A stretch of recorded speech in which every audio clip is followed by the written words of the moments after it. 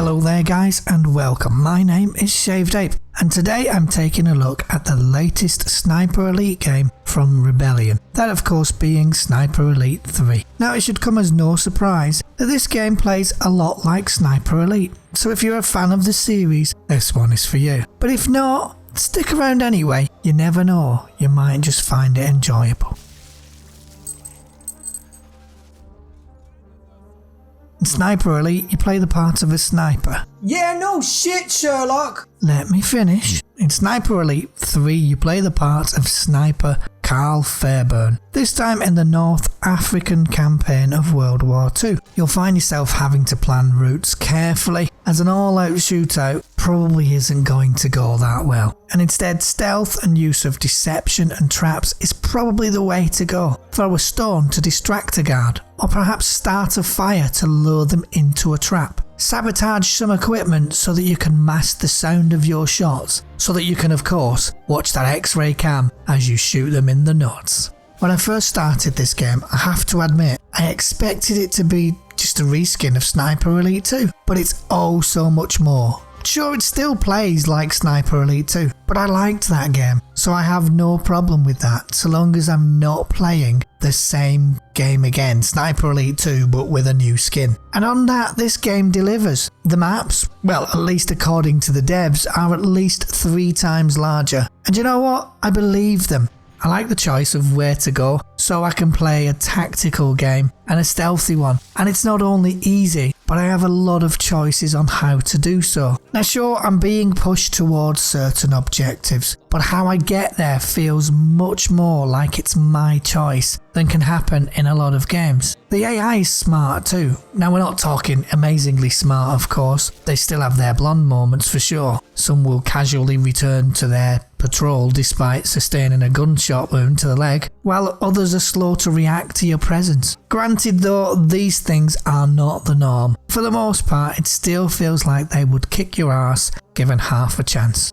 Now I did play this one in authentic mode at first, which means realistic bullet physics, having to allow for scope sway and of course wind. Oh, and friendly fire is on. And did I mention you can't save your progress? Yeah, in authentic mode if you die, which you probably will, you start the level at the beginning.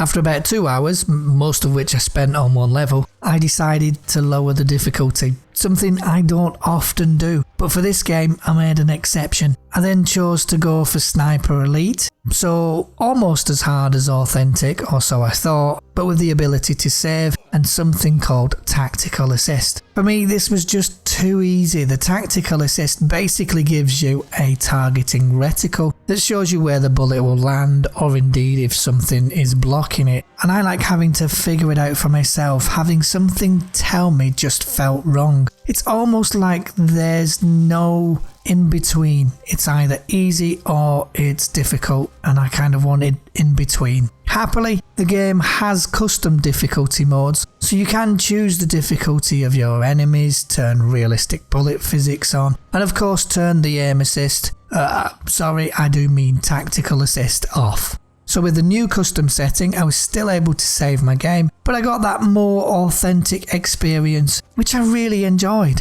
The game itself looks really good, or to me it does anyway, but then I'm no expert, so yeah, feel free to tell me below what you think. Now Sniper Elite is just downright good fun. Taking out enemies from your carefully chosen vantage point and watching the bullet rip them apart from the inside just doesn't get old. Well, for me it doesn't, but then maybe I'm just easily amused. The relocate system is pretty good too if you want to play the stealth game. When your cover gets blown, you'll be given a heads up to relocate to avoid having to deal with enemies that now know where you are. If you're playing in a more authentic mode, the message about the relocate bar was a little confusing and, well, there is no bar, so while I'm not a dev, I can't help thinking that maybe that could have been turned off as well. The bar was. It's not often a single player game has me feeling like it was money well spent, but in Sniper Elite I can honestly say, even without the multiplayer, and it does have one, I would not regret my purchase. It's fun, it's real fun, and well, I feel that's all that really matters. And in fact, it's so much fun, I have no idea what the story is about, as I pretty much skipped all but the first cutscene, just so I could get into the game quicker and start shooting some more. Yeah, you get the point. If, however, you're looking for a sniper simulation, well, this isn't the game for you. This is most certainly an arcade shooter, tactical-ish, and while it's very good, it's still flawed, if at least in some forgivable ways. I give this one 4 bananas out of 5. I could have gone for 5 since I'm having so much fun, but some of the glitches ate one of the bananas. Okay, and I think that about sums this one up.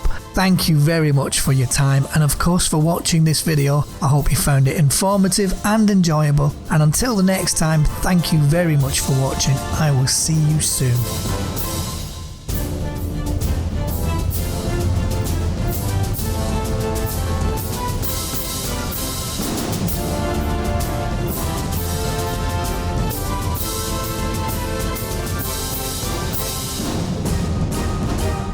Thank you for watching, and if you haven't done already, please click like and subscribe.